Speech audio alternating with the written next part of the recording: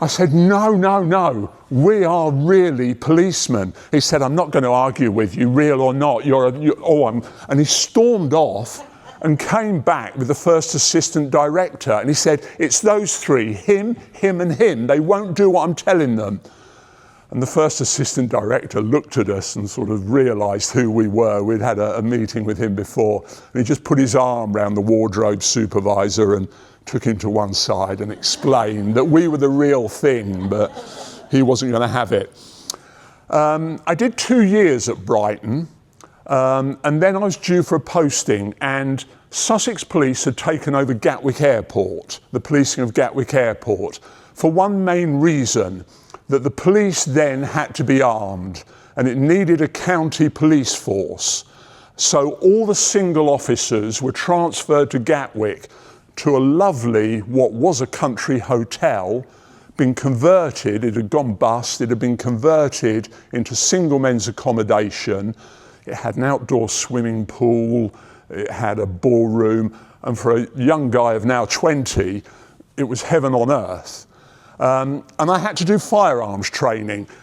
Now, you've probably got an image of a firearms policeman that's something like this.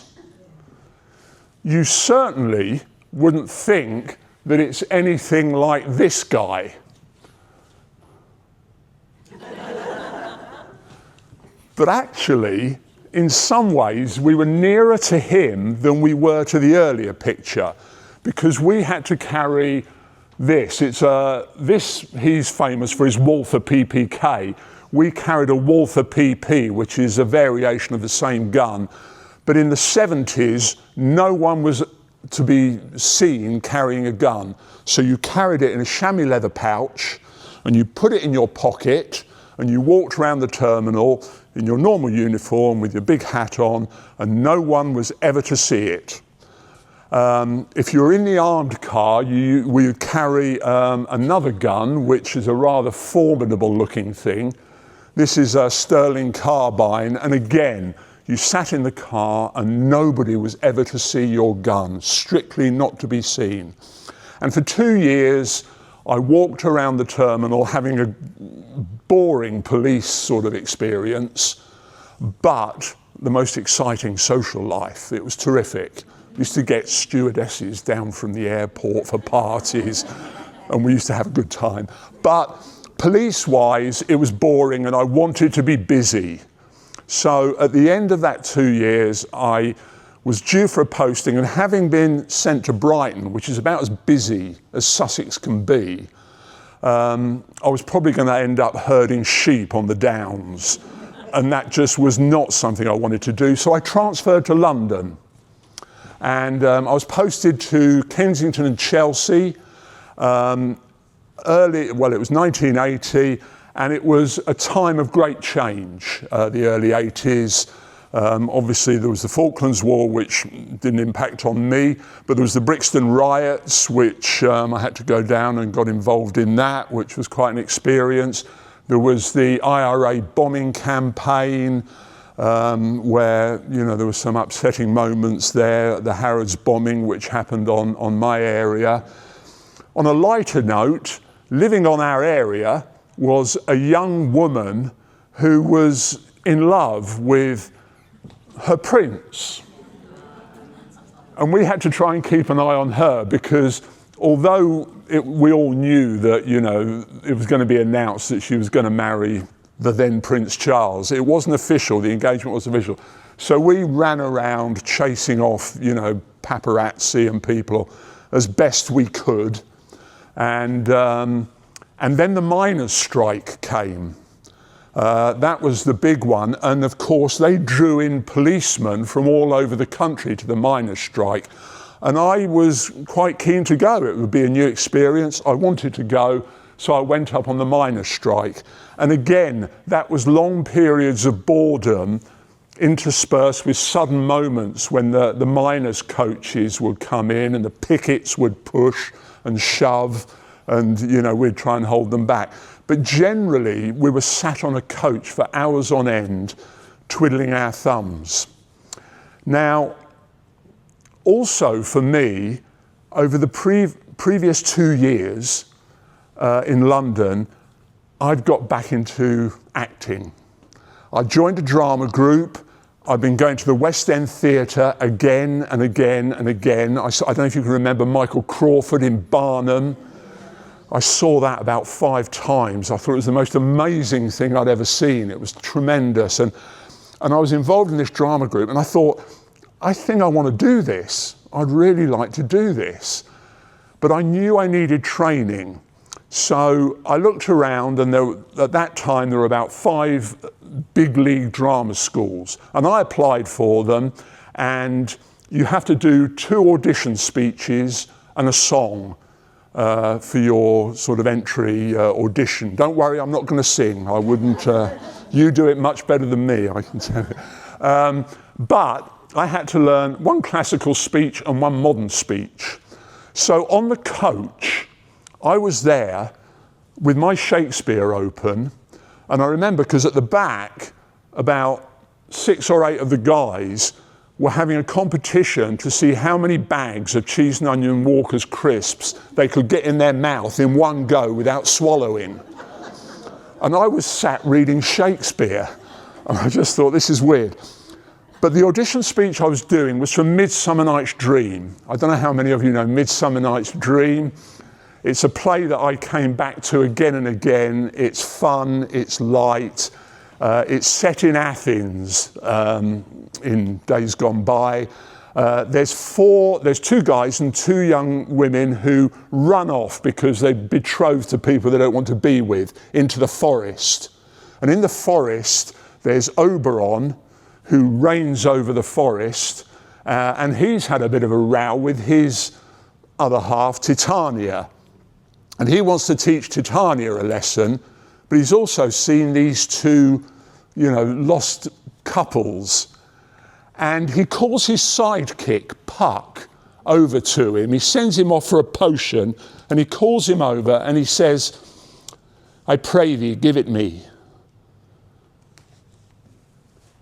I know a bank where the wild thyme blows, where oxlips and the nodding violet grows, quite over-canopied with luscious woodbine, with sweet musk roses and with eglantine. There sleeps Titania some of the night, lulled in these flowers with dances and delight. And there the snake throws her enamelled skin weed wide enough to wrap a fairy in. With the juice of this, I'll streak her eyes and make her full of hateful fantasies. Take thou some of it and seek through this grove. A sweet Athenian lady is in love with a disdainful youth. Anoint his eyes, but do it when the next thing he espies may be the lady. Thou shalt know the man by the Athenian garments he hath on. Effect it with some care, that he may prove more fond on her than she upon her love. And look thou meet me ere the first cock crow. Well, something went right, because I was accepted for the Bristol Old Vic Theatre School, which was one of the 2 that I was hoping for. I was accepted, I got a full grant to go, and I grabbed it with both hands. I resigned from the police and went off to Bristol. I did a 3-year acting course, and I think it's fair to say, for the first couple of years, I didn't have a clue what I was doing, really. They teach you all sorts of things. There's speech, there's movement, there's stagecraft, there's using your body, there's, tongue twisters, you name it, you'll learn. And I couldn't coordinate it for the first couple of years. It was all I could do to walk around and not bump into the furniture and remember my lines. Then finally, towards the end of the 2nd year, things started happening. We did a production of Under Milk Wood, which that's me there. And that went well. We did another Midsummer Night's Dream. That really went well. And I started to develop my stagecraft and started to get the hang of things, to the point that when I graduated, one of the old principals and a great man from the Bristol Old Vic Theatre School came up to me and said, do you know, of all the students we've had here, I think you've travelled the furthest. You're certainly not the best actor we've ever had, but I think you've travelled the furthest.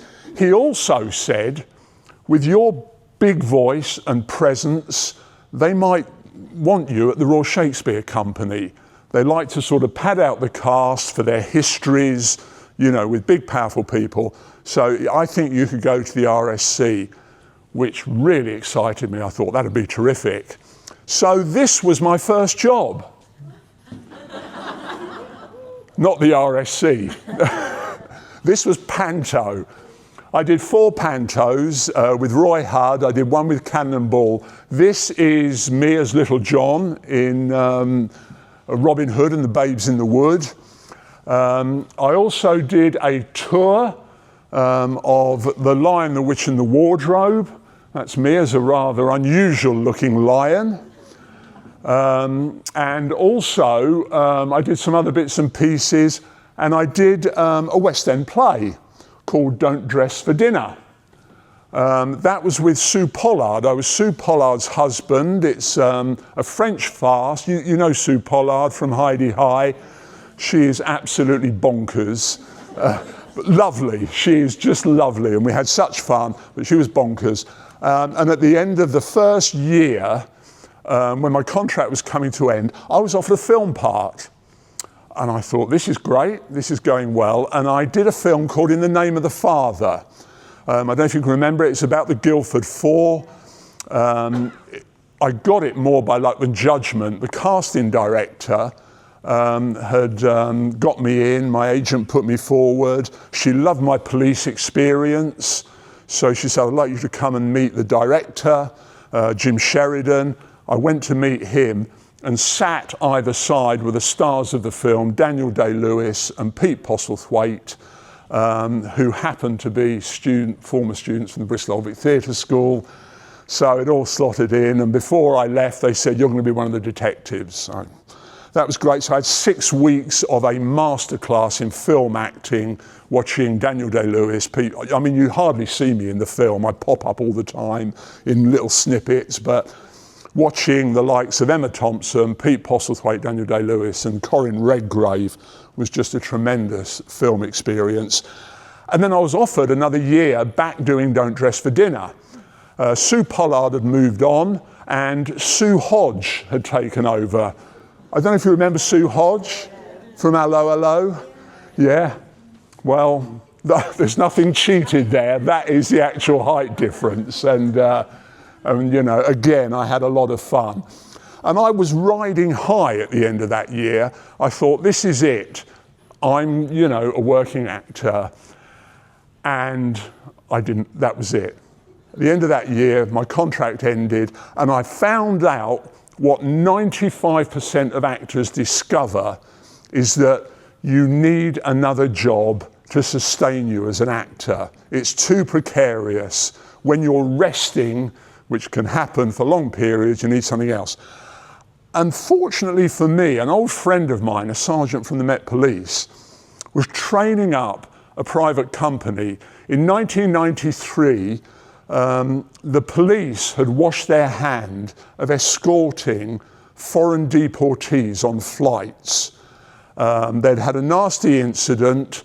They said, we don't want to be doing this anymore. So the government had found a designated private contractor. This friend of mine trained them. He said, I think this will fit in for you in between your acting work.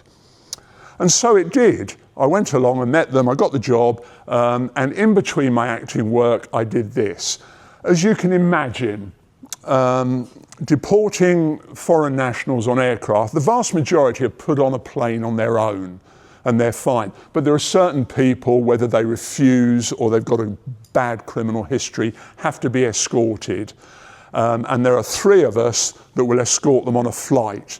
You pick the person up from a detention centre, you drive round to you never go through the terminal, you drive round to the aircraft, and before all the other passengers are boarded, you go up the back of the plane and you sit in the back row of the aircraft. And you hope and pray that the person behaves reasonably, because you're on a scheduled flight with a load of other passengers. And obviously, if they say, I'm not going, you have to handcuff them, put these things on, if necessary, put them in leg restraints, and restrain them in the seat. Enough to say that over the years I've been spat on, bitten, head-butted, you name it, it's happened to me. And you just hope that they're going to comply. If they don't, you do your job and restrain them the best you can, and hope that the captain will carry them. It's entirely down to the crew whether they want to carry the person that you're escorting. That first one I did was a place that featured quite strongly in the early years, Nigeria. We went to Lagos. The first one was absolutely fine. We flew out. We landed in Lagos. What we tended to do was leave our handcuffs with the crew, and because you have to go in, hand over at immigration, and then come back through security. And, you know, we get a hell of a load of hassle over handcuffs and things. So we leave them with the crew and then pick them up as we come back on. On one occasion, I came back on the plane, and of course it's a new crew. They've swapped over, and I said, oh, hello, I'm Tim. I'm the immigration escort who came out on the flight. You've got my handcuffs. She said, oh, yes, we've got them. I said, fine, I'll get them off you later. She said, no, go and see the captain. I said, I'm sorry? She said, go and see the captain, which is unusual. So I walked up and I went, and that's what I was confronted with.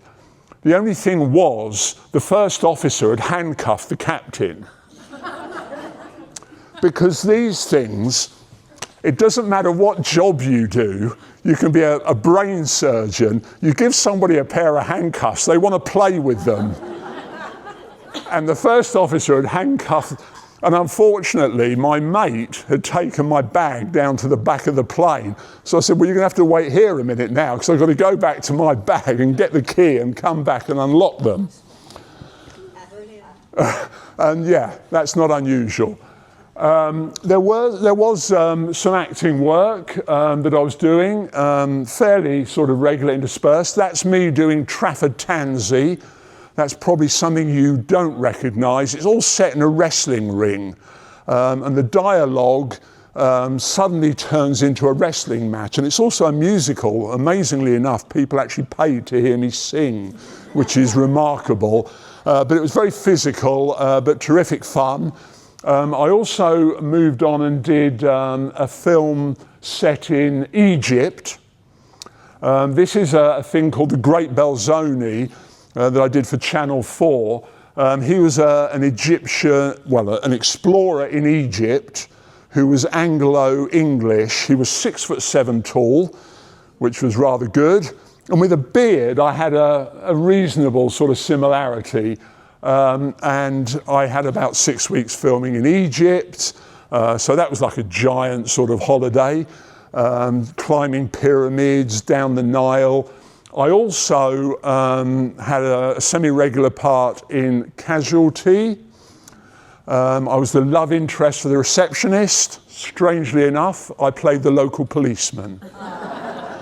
No escaping it. And also, I was cast for a big sort of spectacle production of Midsummer Night's Dream again.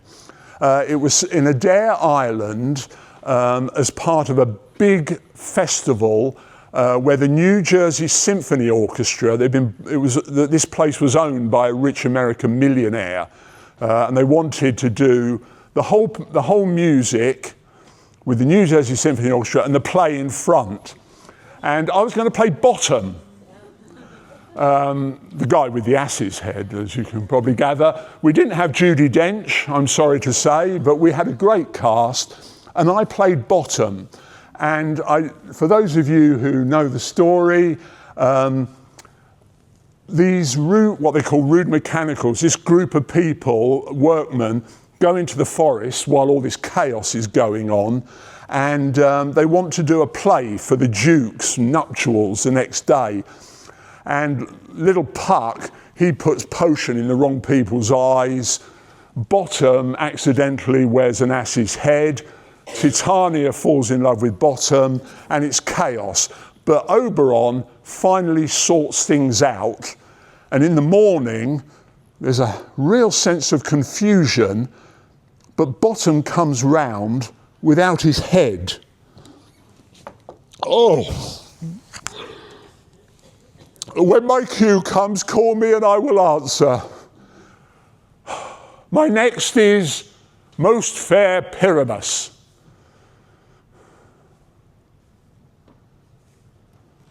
Peter Quince, Flute the Bellows Mender, Snout the Tinker, Starveling. Oh, God's my life. Stolen hence and left me asleep. I have had a most rare vision. I've had a dream past the wit of man to say what dream it was. Man is but an ass if he would go about to expound this dream. Methought I was... there is no man can tell what. Methought I was... and methought I had... Man is but a patch fool if he would offer to say what methought I had.